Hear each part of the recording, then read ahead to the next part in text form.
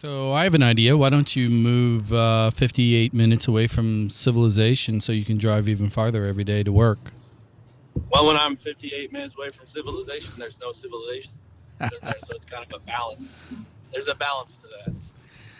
Dana, Jared Bertrand, buddy, fellow soccer dad, is on the microphone now with headphones. So you're my beta. You're my guinea pig. Say hello. Dana, how are you, sir? Hello, how are you? Excellent. And you talked about 58 minutes away from civilization. I live in Wentzville, so Oh yeah. so I am at least 50 minutes away from this civilization. Well, I've been to. I've never been to where my brother lives. I'll tell you that right now. I've been past where he lives, and I can tell you that Wentzville is Manhattan compared to Maple Grove, Illinois. Really? Okay. I would agree with that, and I've only been to Wentzville once. Why were you there? Here's what's odd. Here's a strange thing. The guy whose farm where I stay, he's dating a girl from Wentzville, and so he Matt? lives 50 minutes away east, and he goes 50 minutes past west to be able to see his girl. Yeah. That's miserable. Isn't that insane? Well, Well, he's a farmer. no, he's not a farmer. Tell him what he does, Yeah. Dana. He's a gentleman farmer. I will give him that. He does grow crops, and he has chickens and goats and sheep and guineas and turkeys and ducks. So that's farmer enough. There's 22 acres. Is his name Old McDonald? No, but he works at ConocoPhillips. Okay. So Well, yeah, but tell him the best thing about the guy. he's a nude farmer. He's a nudist. That's not the best thing about him, but that's the one that everybody seems to focus on. It's the only thing I laugh about. It's like Elysium. So you live at Elysium. I don't know what Elysium is. Oh, it's a great Paul Rudd movie. You need to watch it. It's delicious. It is hilarious. Hey, Dana, I'm going to try something real quick here. Hold on a second. Let's see if this works. Okay. Can you hear that? No. I don't know what you're doing, so I'm just going to say no. You can't hear anything different. Well, just so you know, we can hear it. What I'm doing, we've been just debating intro music, so I decided to play one of your tunes as a little buffer here to test, introduce you. You're on a pilot. You're not actually on an episode, so you don't get paid for this, by the way. Well, that's usually how it works with you, so I didn't expect anything. Well, your blood. Your blood. I'm aware. You know? I'm aware. I believe that I was always pay you Tuesday for a hamburger today, brother, as well. So, Yeah? No, that's fine. all right. Since you're trying to bust my balls, I'm gonna turn your music off. Wasn't that good anyway. All right. So here's the concept. You obviously grew up in the station wagons with me, with Ryan. Mom and Dad driving us all over the Midwest to go see what was usually not very competitive soccer games in cornfields somewhere. Right?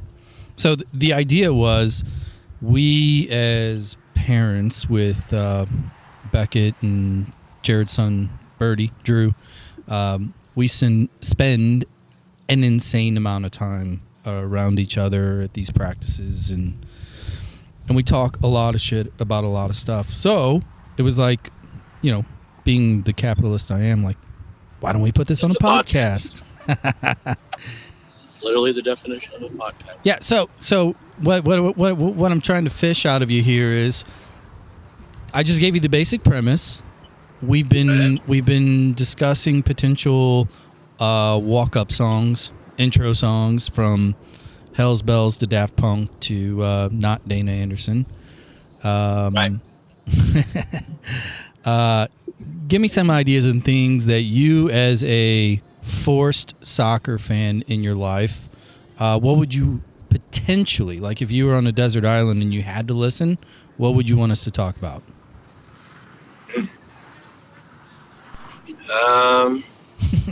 Cyanide? On a desert island? Yeah, where? I mean, well, no, just on your daily commute from Maple Grove, Illinois. I mean, you're in the middle of nowhere. What would, what kind of topic would make you pause and see Pay a how? little more attention. Was that? And pay a little more attention. Yeah. I don't know. I'm drawn to the stories behind the creation of art, like the whys and hows people come up with whatever it is they've made or that they're recognized for. Do you really So need it me? would be the same. It would be the same for like I would want to know like the behind the scenes on like why somebody chose to be a professional soccer player and what they think like the steps or like the mindset that was necessary for them to get there and like what they felt was sacrifice and what they felt was like gain. What it So took. more of the like the behind the scenes on anything that somebody considers like their creation, their life, right? Passion. Passion. That's what I'm interested in. So you didn't figure that out living with me for 18 years? What? Jesus. I mean, you learn from people in two ways. From you mistakes. learn by admiring them or learning what not to do. So I learned a lot from them. So yeah. Well, all right. So let's talk a little bit about you, though. You are our first call-in guest. Okay. You are 13 months my junior. Obviously, we grew up together in Granite City. You, from a sports standpoint as a kid, you thrived at... What did you prefer? You tell your story. Is this a question, or are you going to tell me? No, you're the storyteller. I'm just kind of teeing it up for you a little bit. Oh. I didn't thrive at any sport. I was there for the pizza party afterwards. Like that was my whole thing. It was a social gathering, and it was what everybody else seemed to be doing. And I really didn't care if we won or lost, and I just enjoyed it as much as I could, and was more about hanging out with friends. And the activity was secondary for me. I was never competitive. Well, So it wasn't like win or loss for me. It was never an issue. How did your soccer dad treat you with that? How do I say it? With that approach? He was very laid back, and he was there as a dad first, and he was fine with it. Like he actually, I mean, you could tell when there was a little bit of disappointment in the result whenever it was a bad game or there wasn't the effort or there was a lack of interest. But overall, he tried not to let that show because he knew it was exactly why I was there, a social event for a kid, for them to spend time with their friends and try to have fun at. Absolutely. Winning was secondary to all that. So he knew it, and he was a good coach because of it. Well, and I saw I had other coaches that were more about the win. And there's something in that too. I'm not saying that's a negative. I'm saying it's just a different approach as to how to use sports as a practice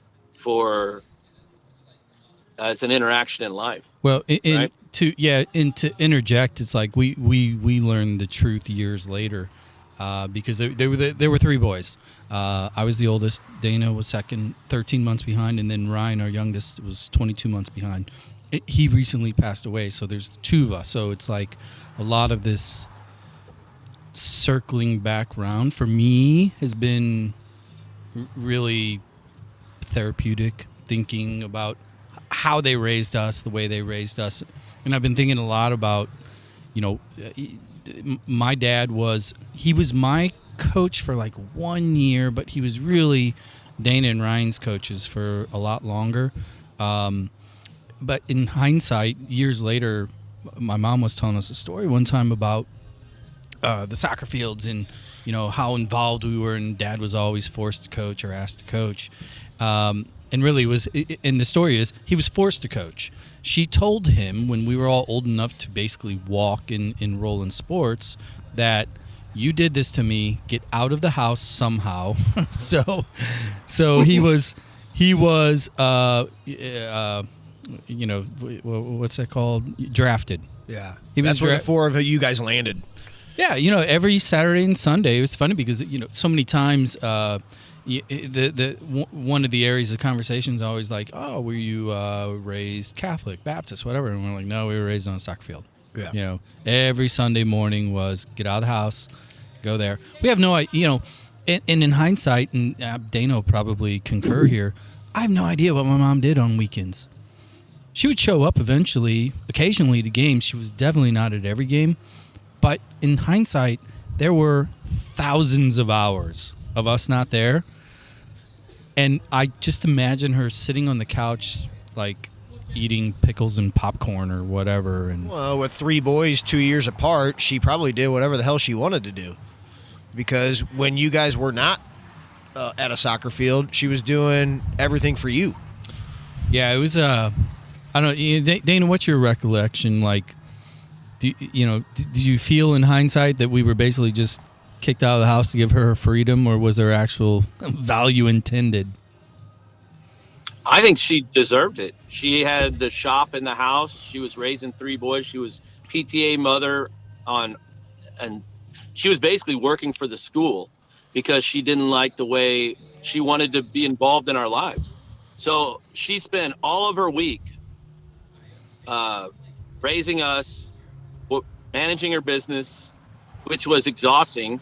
Like, to me, it's an exhausting job, standing behind that chair all day, trying to put on a smile, listening to all the stories and engaging, and then doing the actual work of cutting their hair and perming and all that. And then us on top of it, like feeding us. And so if Saturday and Sunday was her day to take a little time for herself, and it was Dad's turn to take us to the soccer fields and get us out of the house, and yeah, she deserved every minute of free time, like, for herself for those days. And just to clarify for you, Jared, and anybody that the 2 people that might listen, she was a cosmetologist. She cut hair. Yeah. And really, she cut a little bit of hair. What she really did, she had all these blue hairs. She held church. Yeah, she did. It was set and comb. Yeah. That was it.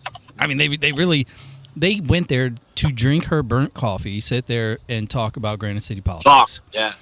She was a psychiatrist for those ladies, like and Dr. therapist. And we had, we joke, but it's like we had 32 grandmas in our life, because as a kid, like, they all changed us. They knew everything about us. And when we would graduate, be a line of blue hairs ready to give us their $10 checks at graduation. So. No, it was $2 bills. Yeah. They all had $2 bills for some reason, like, as a gift. So I got the $50. Yeah, see, nice. well, we're from Granite City, so I don't know. They melted all that shit down. They Total metal. Right, got rid of it. So, So I don't want to keep you, Dana. Where are you off to tonight? What are you doing? Dos Vivo for the Gusman and Coyote show. You're not playing. You're just listening. Yeah, I'm just going to see a show.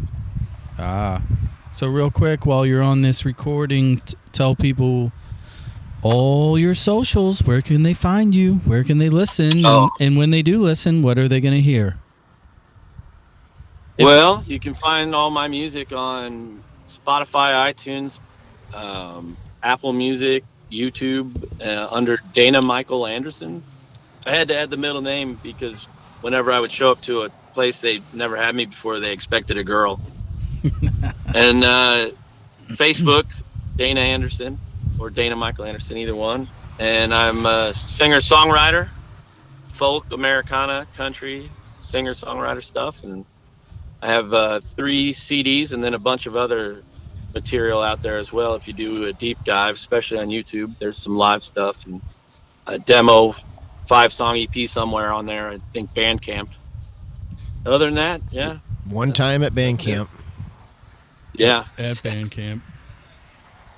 Well, Dana, thanks for being the guinea pig. Hopefully it worked because I haven't played it back, so it might just be me and Jared talking to dead air in between if the phone didn't record. And if it didn't record, I'll figure out how it did record, and we'll have to redo this another time. That sounds fine by me. Be safe, Dana. All right, brother. Nice meeting you. Thank you. Thanks, nice man. meeting you as well. We'll talk to you later. Take care. See ya. Bye.